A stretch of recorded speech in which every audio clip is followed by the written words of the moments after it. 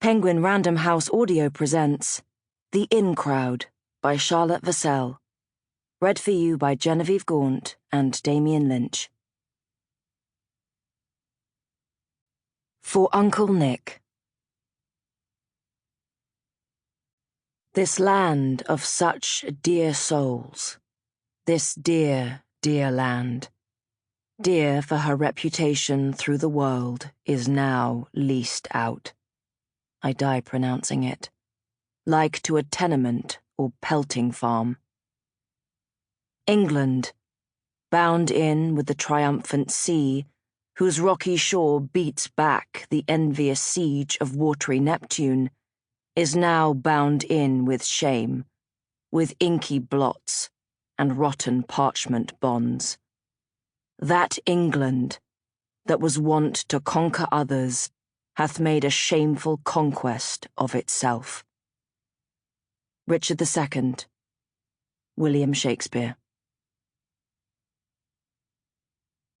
The last Saturday in August.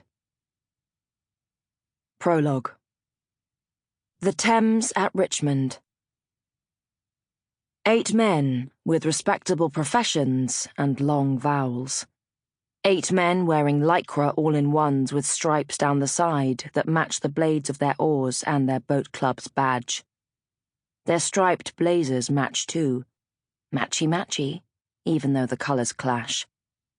They proudly wear them at Henley every year.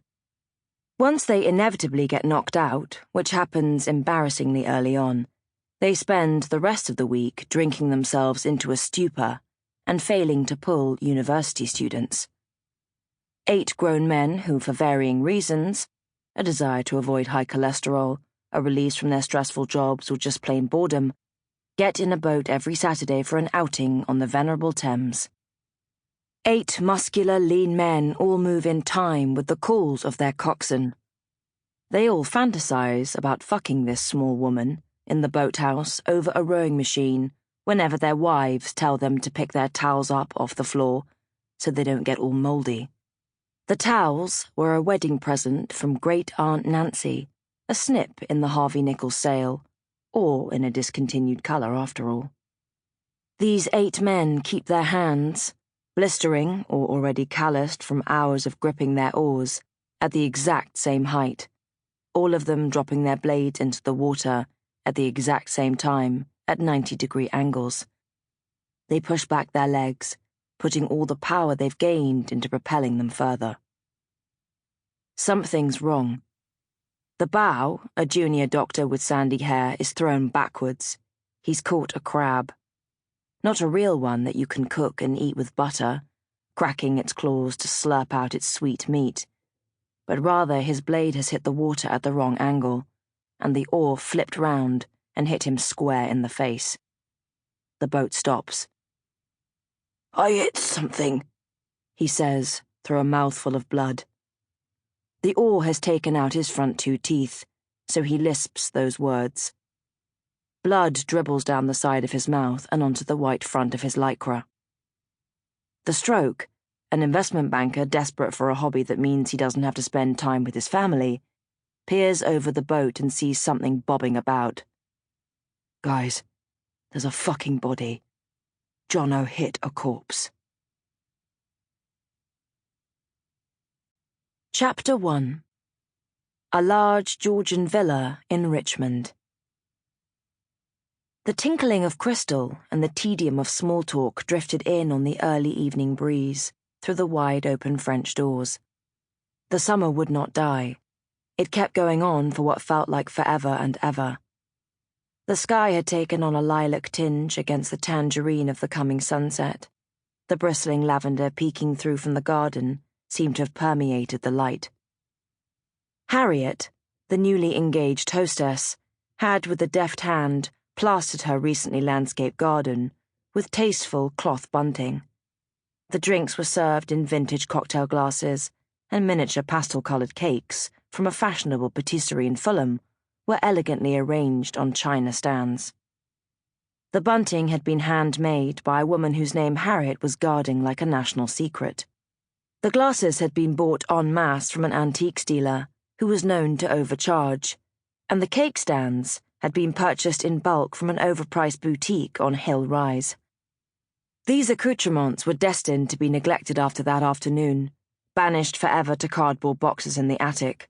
Cards, flowers, none of which were from a supermarket, and good wishes were piled up on a table in the entrance hall.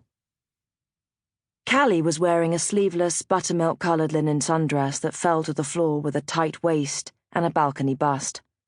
A revelation compared to the other female guests' aggressively ditzy floral prints, and a broad-brimmed straw hat with silk flowers pinned to the band.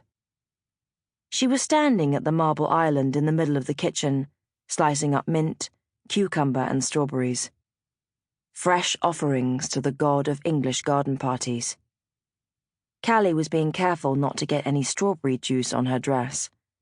Harriet, who was Callie's best friend from childhood, had severely underestimated the amount of Pims her guests would desire, and yet she was not the one in the kitchen remedying the oversight. Dutiful Callie was. Callie was trying to be helpful, to be the best maid of honor possible. She could smell the mint on her fingers. Callie tipped the offending herb, cucumber slices and strawberry quarters into a couple of waiting jugs, and chucked in satisfying glugs of neat Pims. She rooted around the freezer for ice cubes, and threw a tray in after the booze. "I bought 4 bottles from the corner shop," said Inigo, Harriet's fiancé, as he barreled through the door carrying bottles of cheap lemonade in flimsy blue plastic bags. "Do you think it's enough? This is all they had. They're warm." "Yeah, that's plenty," Callie said, taking a bottle from him, removing the cap and pouring some into the jugs. "I've put a lot of ice in and everyone's already half cut so they won't notice." "Do you like what Harriet's done with the house? You've not been since the renovations were completed." "It's so lovely," Callie said, looking around at the maximalist interior. Inigo worked in private equity. He made obscene money but couldn't really explain how. Something about how, as a fund manager, he was paid a fixed-rate fee on the assets they managed. It was just sounds to Callie, but it meant that he'd bought a beautiful Georgian house in Richmond for Harriet to play dolls in.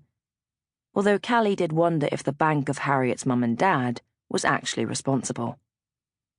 "Harriet has done such a lovely job decorating. I love the wallpaper in the living room. One of her designs, I take it. She's always had such good taste," Callie said. "Unlike you," Inigo said, giving Callie a friendly knock on the arm. Years ago, Inigo had asked her out. This was before he'd asked Harriet, and she'd turned him down for a sexy but quite dreadful man, who she had since blocked on all social media channels. Inigo liked to joke about it every now and then, and Callie liked to pretend she hadn't heard him. She did not regret turning him down. "Ha, well, yes," Callie said.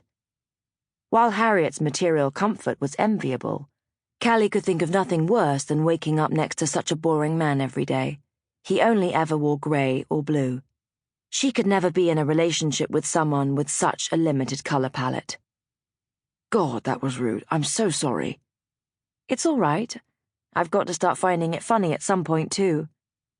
Callie picked up a jug in each hand and turned to go back to the party. Inigo grabbed her arm to stop her, without thinking. Pims sloshed onto the floor. "I was just joking."